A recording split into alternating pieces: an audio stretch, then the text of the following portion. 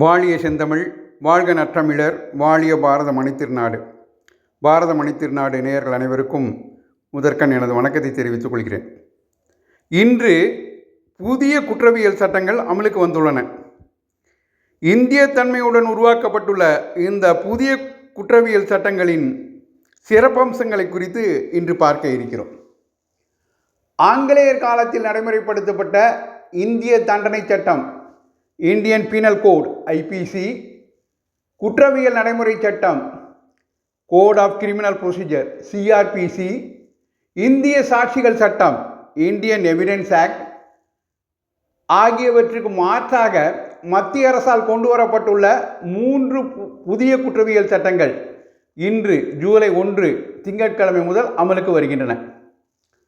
ஆங்கிலேயர் கால சட்டங்களின் அடிப்படையை கொண்டு நீதியை எட்டுவதற்கான சாமானிய மக்களின் பாதையில் எளிமையை புகுத்தும் நோக்கில் பாரதிய நியாய சங்கீதா, அதாவது இந்திய நியாய சட்டம் பிஎன்எஸ், பாரதிய நாகரிக் சுரக்ஷா சங்கீதா பிஎன்எஸ்எஸ், இந்திய குடிமை பாதுகாப்பு குறியீடு, பாரதிய சாட்சிய அதிநியம், இந்திய சாட்சிய சட்டம் ஆகிய 3 புதிய சட்டங்களில் பல்வேறு புதுமைகள் அறிமுகப்படுத்தப்பட்டுள்ளன. காவல்துறையிடம் இணைய வழியாக புகார்களை பதிவு செய்தல், மின்னணு முறையில் சம்மன் அனுப்புதல், தீவிர குற்றச் சம்பவங்களின் நிகழ்விட ஆதாரங்கள் சேகரிப்பை கட்டாயம் வீடியோ பதிவு செய்தல் ஆகியவை புதிய குற்றவியல் சட்டங்களின் முக்கிய சிறப்பம்சங்கள் ஆகும். புதிய சட்டங்களின் கீழ் பாதிக்கப்பட்டவர்கள் அல்லது புகார்தாரர்கள் முதல் தகவல் அறிக்கையின், அதாவது எஃப்ஐஆர், இலவச நகலை பெறுவர். இது சட்ட நடவடிக்கையில் அவர்களின் பங்களிப்பை உறுதி செய்யும். அதேபோல ஏதேனும் வழக்கில் ஒரு நபர் கைது செய்யப்பட்டால் அவர் தனது நிலைமை பற்றி தனக்கு நெருங்கியவர்களுக்கு தகவல் தெரிவிக்க உரிமை உண்டு. இது அவருக்கான உடனடி ஆதரவையும் உதவியையும் உறுதி செய்யும். கைது விவரங்கள் காவல் நிலையங்கள் மற்றும் மாவட்ட தலைமையகங்களுக்கு எளிதில் கிடைக்கும். அதேபோல குற்றம் சாட்டப்பட்டவர் மற்றும் பாதிக்கப்பட்டவர் 14 நாட்களுக்குள் எஃப்ஐஆர், காவல் அறிக்கை, குற்றப்பத்திரிகை, வாக்குமூலங்கள் மற்றும் பிற ஆவணங்களின் நகல்களை பெற உரிமை உண்டு. இதில் எந்த ஒரு காவல் நிலையத்திலும் நாம் நமது புகாரை பதிவு செய்யலாம் என்பது இந்த புதிய குற்றவியல் சட்டங்களின் முக்கியமான அம்சம். இவ்வாறு நகல்களை பெறும் உரிமையின் மூலம் கைது செய்யப்பட்ட நபரின் குடும்பத்தினர் மற்றும் நண்பர்கள் முக்கியமான தகவல்களை எளிதாக பெறுவர். கொடூரமான குற்றங்கள் தொடர்பான வழக்கையும் அதன் விசாரணையும் வலுப்படுத்த தடயவியல் நிபுணர்கள் குற்றம் நடந்த இடங்களுக்கு சென்று சாட்சியங்களை சேகரிப்பது கட்டாயமாக்கப்பட்டுள்ளது. மேலும் சாட்சியங்கள் சிதைக்கப்பட்டு உருமாற்றப்படுவதை தடுக்க குற்றம் நடந்த இடங்களில் சாட்சியங்களை சேகரிக்கும் நடைமுறை முழுவதும் கட்டாயமாக வீடியோவாக பதிவாக்கப்பட வேண்டும். பெண்கள் மற்றும் குழந்தைகளுக்கு எதிரான குற்றங்களுக்கு முன்னுரிமை அளித்து முதல் தகவல் அறிக்கை பதிவான 2 மாதங்களுக்குள் விசாரணை முடிக்கப்படுவதை உறுதி செய்ய புதிய சட்டங்கள் வலியுறுத்துகின்றன. வெளிப்படைத்தன்மை மற்றும் நம்பகத்தன்மையை மேம்படுத்த 90 நாட்களுக்குள் தங்கள் வழக்கின் முன்னேற்றம் குறித்த தொடர்ச்சியான அறிவிப்புகளை பெற பாதிக்கப்பட்டவர்களுக்கு உரிமை வழங்கப்பட்டுள்ளது.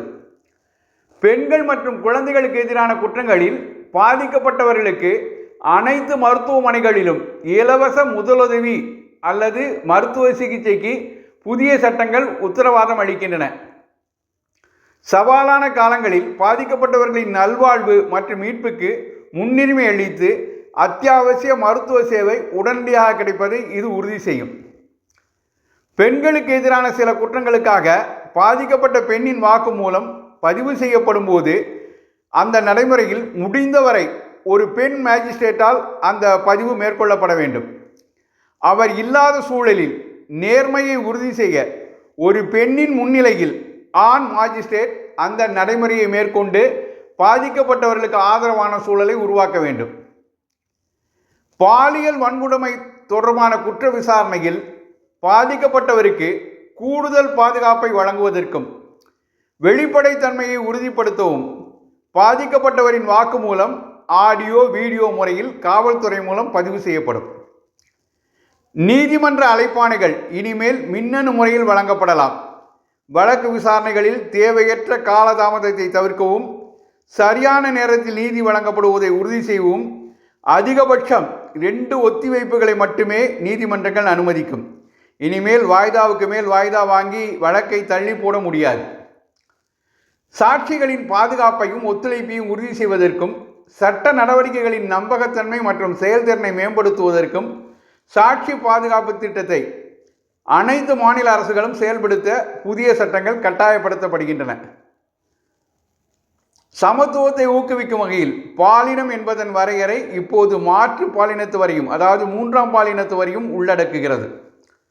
சட்ட நடவடிக்கைகளை விரைவுபடுத்துதல், ஆவணங்களை குறைத்தல் மற்றும் வழக்கில் சம்பந்தப்பட்ட அனைத்து தரப்பினருக்கும் இடையே முழுமையான தகவல் தொடர்புகளை உறுதிப்படுத்துதல் ஆகியவற்றிற்கு மேற்கண்ட நடைமுறைகள் வழிவகுக்கும். இவையெல்லாம் இந்த புதிய குற்றவியல் சட்டங்களின் மேலோட்டமான சிறப்பம்சங்களாக உள்ளன.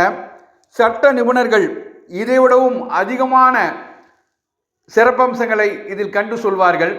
எப்படியாயினும் அடிமை இந்தியாவில் கொண்டு வரப்பட்ட சட்டங்கள் இந்திய தன்மைக்கேற்ப மாற்றப்பட்டு நமக்கு புதிய குற்றவியல் சட்டங்கள் வந்துள்ளன. வழக்கை விரைந்து முடிக்க இவை உதவும் என்று நம்புவோம். எல்லோருக்கும் நீதி கிடைக்க இந்த சட்டங்கள் உதவும் என்று நம்புவோம். அனைவருக்கும் நன்றி, வணக்கம். இந்த பதிவு உங்களுக்கு பிடித்திருந்தால் தவறாமல் பாரதமணி திருநாடு சேனலை சப்ஸ்கிரைப் செய்ய கேட்டுக்கொள்கிறேன். நன்றி, வணக்கம். வந்தே மாதரம். வளர்க பாரதம். ஜெய் ஹிந்த்.